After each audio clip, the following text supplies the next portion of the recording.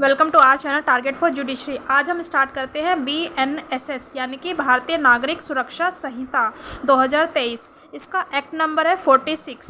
इससे पहले हमने BNS पढ़ा था, तो BNS में जो एक्ट नंबर है उसका 45 है और BNSS का एक्ट नंबर 46 है ऑफ 2023 यानी कि 2023 का है। इसमें सबसे पहले हम देखते हैं कि प्रेसिडेंट ने एसेंट कब दिए थे, तो वो है 25 दिसंबर 2023 का।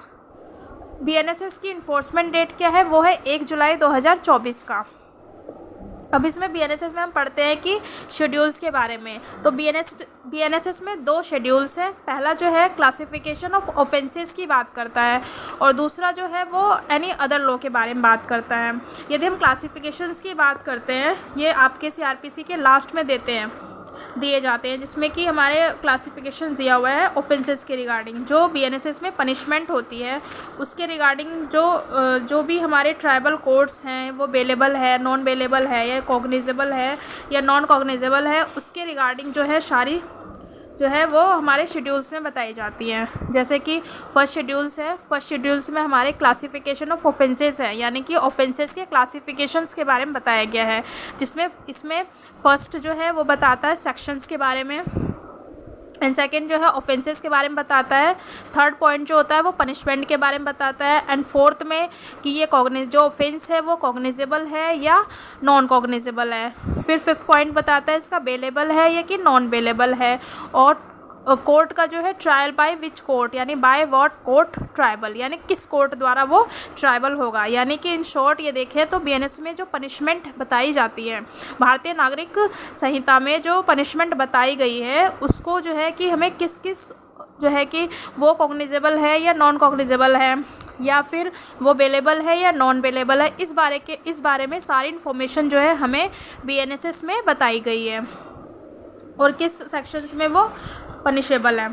इसमें 2 पार्ट्स होते हैं। दूसरा जो पार्ट्स होता है वो हमारे एनी अदर ऑफेंसेस के बारे में बताता है। एनी अदर ऑफेंसेस में जैसे कि जो किसी भी स्टेट के स्पेशल लॉज हो गए या लोकल लॉज होते हैं, उसमें कोई पनिशमेंट दी जाती है तो उसके रिगार्डिंग है, ये बात करता है सेकेंड।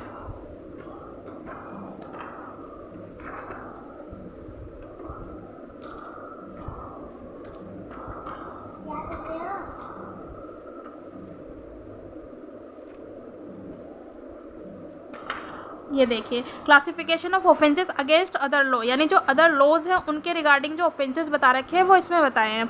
इसमें एक सिंपल सी बात बताते हैं कि जहाँ भी हमें पनिशमेंट जो होती है वो डेथ पेनल्टी की पनिशमेंट हो या इम्प्रिजनमेंट फॉर लाइफ की पनिशमेंट हो या फिर 7 साल से ऊपर की हो, तो ऐसे जो ऑफेंसेस होते हैं वो कॉग्निजेबल होते हैं और नॉन बेलेबल होते हैं, यानी कि उनका बेल नहीं होता है और जमानती होते हैं।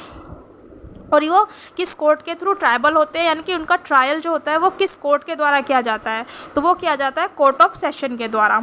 अब ऐसे पनिशमेंट जिनकी की जो पनिशमेंट है वो 3 साल से ज़्यादा की है और 7 साल से कम की होती है, यानी कि 3 ईयर्स से अप है and but more than 7 years if punishable with imprisonment for 3 years and upwards but not more than 7 year, यानी कि 3 साल से तो ज़्यादा है किंतु 7 वर्ष से अनधिक है, यानी कि 7 साल से ज़्यादा नहीं है। तो ऐसे जो ऑफेंसेस होंगे ये हमारे कॉग्निजेबल होते हैं, नॉन बेलेबल होते हैं और magistrate of the first class, यानी कि फर्स्ट क्लास मजिस्ट्रेट के थ्रू ये ट्राइबल होते हैं। अब ऐसे ऑफेंसेस जो कि जिनकी पनिशमेंट जो है केवल 3 साल तक की है या उसमें केवल फ़ाइन होते हैं, तो ऐसे पनिशमेंट भी हमारे नॉन कॉग्निजेबल होते हैं, यानी कि असंज्ञेय होते हैं और ये बेलेबल होते हैं और एनी मजिस्ट्रेट के थ्रू ट्रायल हो सकता है इनका। यानी कि जो 3 साल से कम के पनिशमेंट है या केवल उसमें पनिशमेंट जो है केवल फ़ाइन की पनिशमेंट है, तो वहाँ पर वो ऑफेंसेस जो है हमारे वो ऑफेंसेस बेलेबल होते हैं और किसी भी मजिस्ट्रेट के थ्रू उसका ट्रायल किया जा सकता है। ये अभी तक हमने पढ़ा कि क्लासिफिकेशंस पढ़ा है, क्लासिफिकेशन ऑफ ऑफेंसेस के थ्रू कि मतलब किस किस कोर्ट के द्वारा वो ऑफेंस जो है ट्रायल किया जाता है। इसका जो सेकेंड शेड्यूल्स है उसमें सारे हमारे फॉर्म्स के बारे में बताए हैं। फॉर्म्स के क्या होते हैं, जो फॉर्मेट होते हैं। सपोज़ जो है कि कोर्ट को जो है किसी के रिगार्डिंग सम्मन करना है या वारंट निकालना है या फिर पुलिस द्वारा जो है प्रकट होने के लिए नोटिस निकालना है, तो वो सारे फॉर्मेट की बात करता है और वो फॉर्मेट जो है सभी हमारे सेकंड शेड्यूल्स में बताए गए हैं और सेकंड शेड्यूल्स में टोटल फॉर्मेट जो है वो 58 फॉर्मेट्स हैं। अब हम देखते हैं कि इसमें प्रियम्बल में कहा गया है कि दंड प्रक्रिया संबंधी जो है विधि का इसमें समेकन है और संशोधन करने के लिए अधिनियम बनाता है। यानी कि जो भारतीय नागरिक सुरक्षा संहिता है उसमें 2 वर्ड्स हैं, कंसोलिडेशंस, समेकन एंड संशोधन। इसमें टोटल नंबर ऑफ चैप्टर जो है वो 39 है और टोटल सेक्शन जो है 531 है। फर्स्ट सेक्शन जो है वो बात करता है शॉर्ट टाइटल, एक्सटेंट एंड कमिंसमेंट, यानी कि संक्षिप्त नाम, विस्तार और प्रारंभ। तो इसमें कहा गया है कि इस अधिनियम का नाम जो होगा वो भारतीय नागरिक सुरक्षा संहिता 2023 होगा और ये अधिनियम जो है कहाँ कहाँ लागू नहीं होगा, यानी कि ये नागालैंड राज्य और जनजातीय क्षेत्रों में लागू नहीं होगा। लेकिन यहाँ पर भी कुछ चैप्टर्स हैं, लाइक चैप्टर 9, चैप्टर 11 और चैप्टर 12, वहाँ पर वो कुछ प्रोविजंस जो है वहाँ पर जो नागालैंड है और जो ट्राइबल्स एरिया है वहाँ पर वो ये जो चैप्टर्स है वहाँ पर BNSS लागू होगा, यानी भारतीय नागरिक सुरक्षा संहिता वहाँ पर लागू होगी।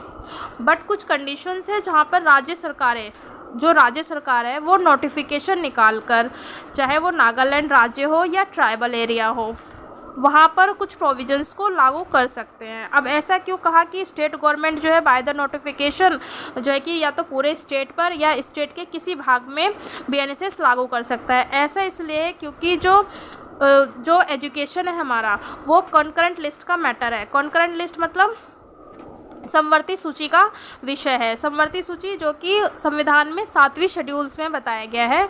7वीं शेड्यूल्स में 3 लिस्ट हैं, एक central list, state list and concurrent list, यानी कि केंद्र सूची की विषय, राज्य सूची के और समवर्ती सूची के, यानी कि जो शिक्षा होती है हमारी समवर्ती सूची का विषय है।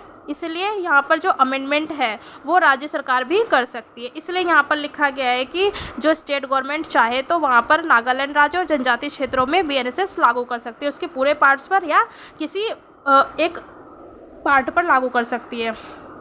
अब हम बात करते हैं इसके ट्राइबल्स एरिया, यानी कि जनजातीय क्षेत्र। जनजातीय क्षेत्र क्या होते हैं? तो जनजातीय क्षेत्र से अभिप्रेत है जो कि 21 जनवरी 1972 के ठीक पहले, यानी 21 जनवरी 1972 के ठीक पहले जो संविधान की 6 शेड्यूल्स में उसके पैरा 20 में बताया गया था, जो कि वहाँ पर असम के जनजातीय जो क्षेत्र थे, असम के जनजातीय क्षेत्रों में सम्मिलित थे, वो हमारे ट्राइबल एरिया माने जाएंगे। मतलब क्या हुआ कि ट्राइबल एरिया से मतलब क्या है कि जो कि